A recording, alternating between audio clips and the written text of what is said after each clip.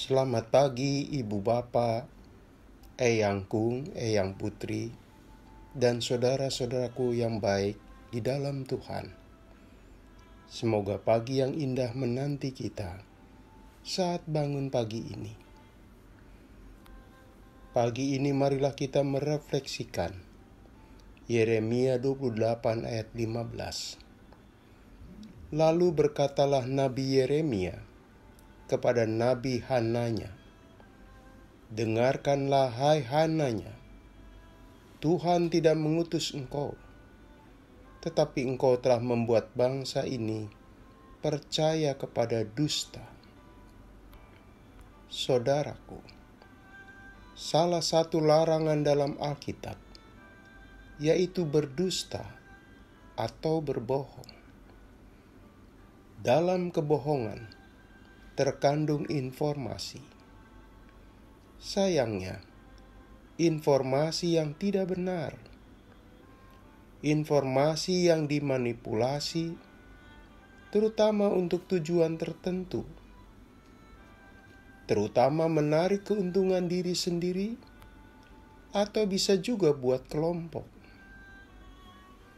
Secara umum, siapapun tidak suka dibohongi. Sekaligus kita tidak respek atas orang yang suka berbohong. Bisa jadi ada orang yang jengkel, muak, dan mengalami kerugian besar akibat jadi korban kebohongan. Lalu bagaimana jika sang pelaku kebohongan ternyata pemimpin agama? Barangkali ada yang bereaksi kurang percaya. Mana mungkin? Atau dengan entengnya menyikapinya dengan ucapan, pemimpin agama juga manusia. Saudaraku, jika ada pemimpin agama yang kita temukan suka berbohong, pasti kita kecewa. Kita prihatin. Apalagi jika nabi yang notabene hamba Tuhan yang istimewa yang melakukan kebohongan.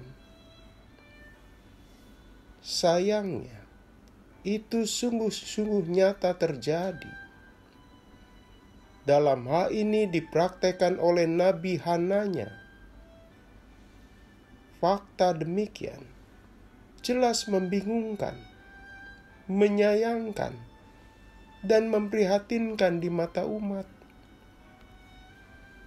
Nabi Hananya bin Azur menyampaikan pesan dengan mengklaim dari Tuhan.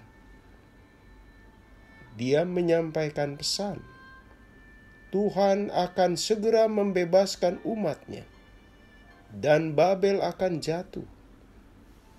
Benda-benda suci untuk ibadah dikembalikan ke Yerusalem. Raja dan seluruh rakyat yang berada di pembuangan akan kembali ke tanah air. Pesan ini jelas merupakan kabar gembira. Betapa tidak, mereka semua sekarang berada di Babel. Mereka rindu kampung halaman. Pesan demikian disambut dengan luapan sukacita. Ternyata, di mata Nabi Yeremia, pesan Nabi Hananya itu dusta, bohong. Sang Nabi berbohong. Sesungguhnya, Allah belum mau membebaskan Yehuda dari pembuangan. Maka, meletuplah silang pendapat antara Nabi Yeremia dan Hananya soal kebenaran. Nabi Hananya berdusta demi kesukacitaan semu. Nabi Hananya melakukan kebohongan publik hanya karena ingin menyenangkan hati umat Tuhan. Dia tidak bicara nubuat yang benar. apa akibatnya? Berakhir tragis. Akhir dari ulahnya, Nabi Hananya mati membawa serta dustanya. Nama Allah yang dipakai buat kebohongan tidak ditolerir oleh Allah. Saudaraku, zaman sekarang praktek kebohongan masih terjadi. Demi harta, popularitas, dan kedudukan, baik pemimpin agama maupun bukan, suka melakukan dusta. Bicara mereka manis, janji-janjinya menyenangkan,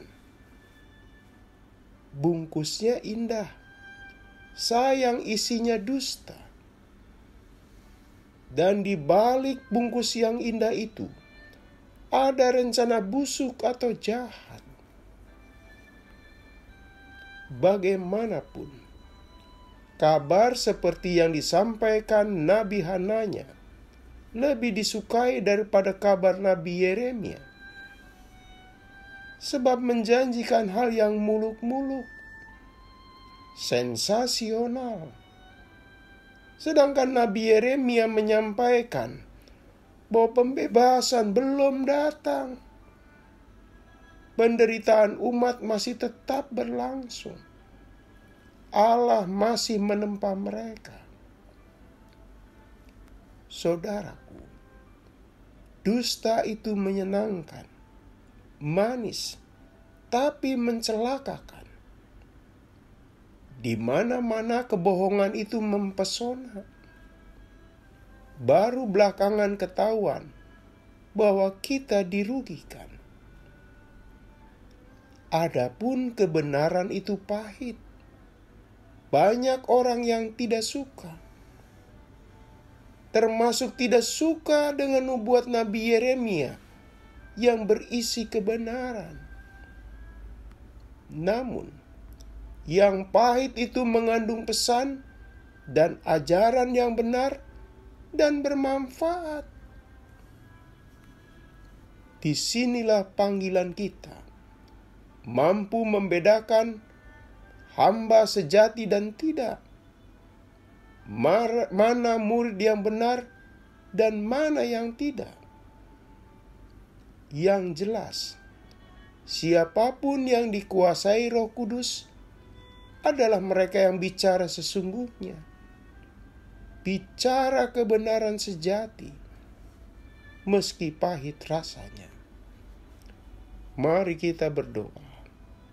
Tuhan, ajarlah kami berbicara tulus dan tidak ada dusta, agar kami berkenan kepadamu dan tidak merugikan sesama kami. Dalam nama Yesus kami menaikkan doa ini. Amin. Selamat pagi saudaraku, selamat merayakan turunnya Hari Roh Kudus bersama Pendeta Emeritus Supriyatno. Tuhan memberkati.